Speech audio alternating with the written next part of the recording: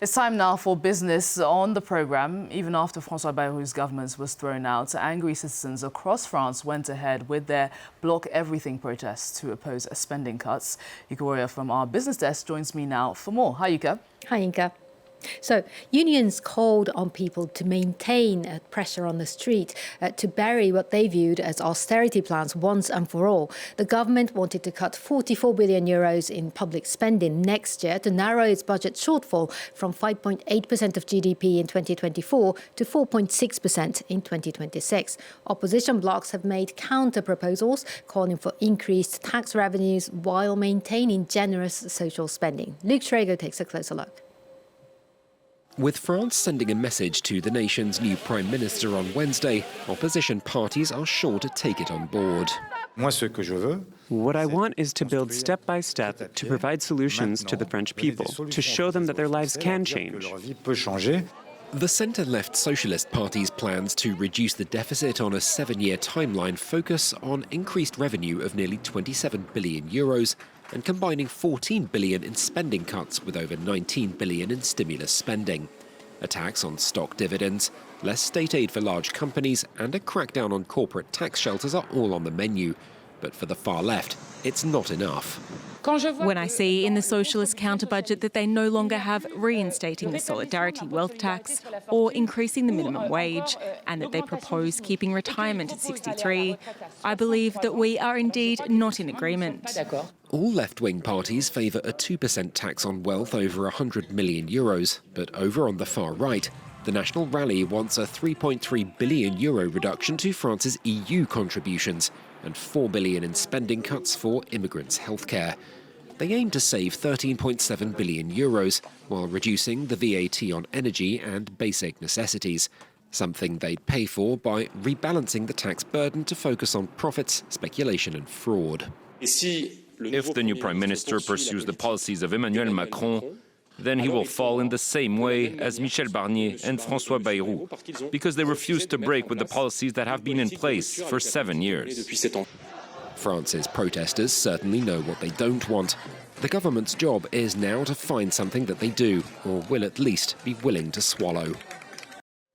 Well, we're moving on now, Yuka, because Donald Trump wants the EU to hit China and India with tariffs as high as 100% to put pressure on Russia.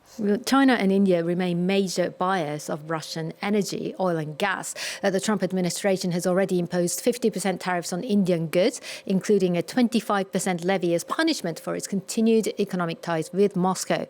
An EU delegation is currently in Washington to discuss how to coordinate sanctions efforts against Russia, and Mr. Trump reportedly told them that he was ready to raise the levies even higher on India and China if Europe hit the two countries with 100% tariffs. This comes as the EU actually aims to finalize a free trade deal with India by the end of the year.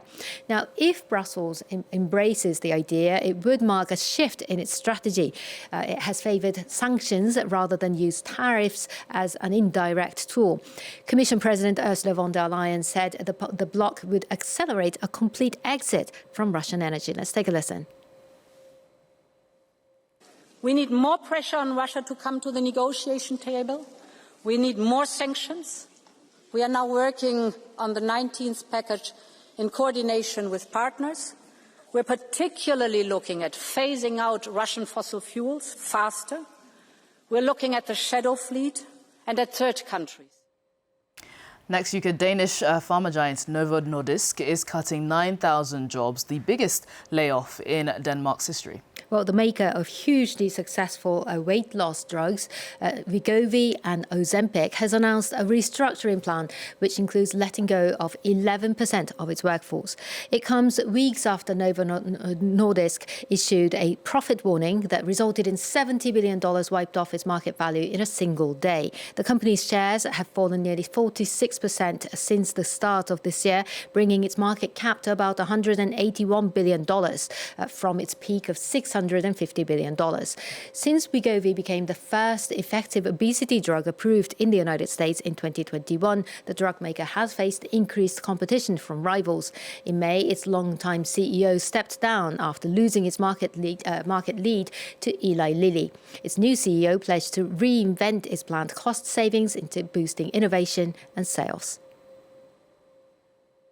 I know these are difficult decisions. The changes will deliver savings of about 8 billion DKK, or equivalent to 1.3 billion US dollars per year. And every krona will be reinvested into growth, advancing R&D, expanding manufacturing, and improving commercial execution and patient access worldwide. Now, shares in Novo Nordisk soared 3.7% today in Denmark after initially taking a nosedive. European markets on the whole were mixed this Wednesday, with London's FTSE 100 and Frankfurt's DAX falling mildly, and Paris' CAC 40 extending gains as the country's prime minister officially changed. On Wall Street, the Dow Jones has reversed course after hitting a fresh record high on Tuesday. The biggest winner today, though, is Oracle. The US information tech firm catapulted 40% after reporting robust quarterly results and strong growth forecast, with its backlog surging to nearly $500 billion. Oracle's co-founder, Larry Ellison, has overtaken Elon Musk as the world's richest person. And Yuka, you're ending in Cuba because it's been hit by another nationwide blackout. It's actually the fifth total blackout in less than a year to hit the Caribbean island, affecting 10 million people. It's not clear what caused the electricity grid to collapse nationwide, but partial outages occur on a near daily basis. 80% of Cuba's electricity is generated by outdated oil-fired plants, and the nation depends almost entirely on crude imports from Venezuela, Russia and Mexico.